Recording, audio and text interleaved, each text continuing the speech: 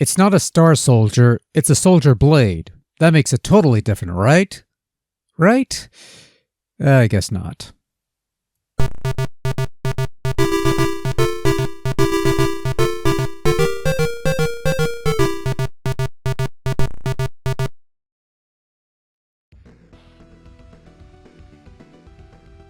Soldier Blade, released in 1992 for the TurboGrafx-16/PC engine from Hudson Soft, is the fourth main game in Hudson Soft's famed Star Soldier series of vertical-scrolling spaceship shooters. Although at the time you probably wouldn't have figured that out because A, it's not called Star Soldier, and most people, even back in the 90s, were pretty stupid to figure this shit out for themselves, and B, the third game in the series, Final Soldier, was only released in Japan.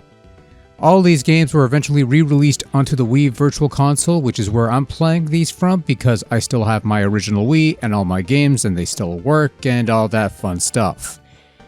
So Soldier Blade is, to the surprise of absolutely nobody, is a vertical scrolling spaceship shooter where you control a little ship and shoot at other little ships and bigger ships before they shoot you or crash into you and kill you. As before, you pick up pods to switch up or upgrade your firepower, eventually gaining a shield that will protect you from a couple of hits before you eventually die. And if you die, you respawn where you left off and can collect whatever pods you had before while they're still on the screen. You can choose to play a normal game or the usual caravan modes of the 2 or 5 minute varieties, much like the previous game. It's pretty much old hat at this point, and if you've played any Soldier game prior to this, or hell, any shmup on this console in general, you'll know what to expect. There are no real big surprises here, just things to shoot, and sometimes that's all you really need.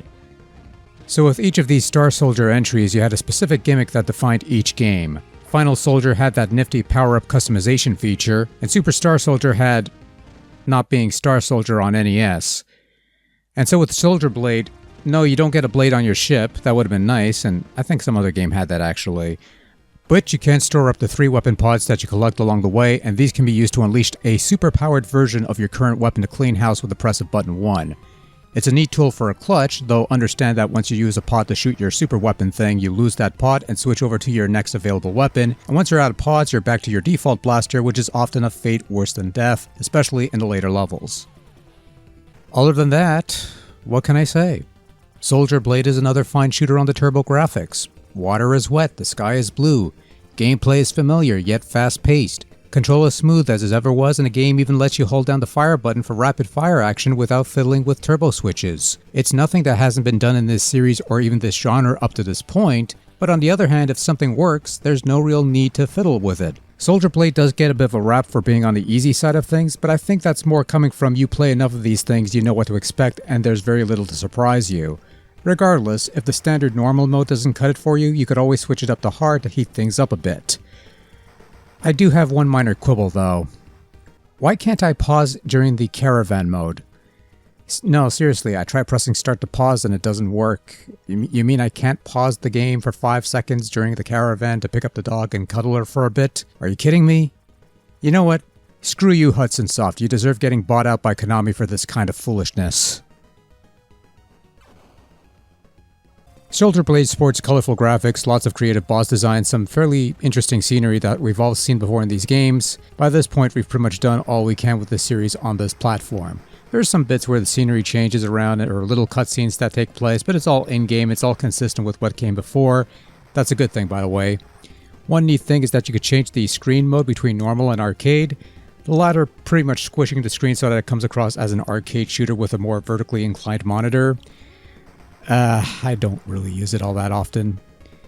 Of course, once again, Soldier Blade continues the time-honored tradition of having exceptional headbanging chiptunes to serenade your shmupping efforts, complemented by the usual array of tinny-sounding sound effects and limp dick explosions. I'm sounding like a broken record at this point, but there's very little to say in this regard that I haven't already said with the previous 2 games. In the end, they all sound the same, which sounds negative, but sometimes, again, it's just a matter of sticking with what works, and this works, so... Overall, well, we're 3 for 3 as far as Star Soldier entries on PC Engine is concerned, and on a console loaded with high-quality scrolling shooters, Soldier Blade is, well, another one to add to the pile. It's consistent with what came before, it has its own bits to make it somewhat distinct, it's got a sweet-ass title, and it's a fun game to boot. You like shmups? Have another one. Soldier Blade. It's good stuff. Enough said. The end. Goodbye.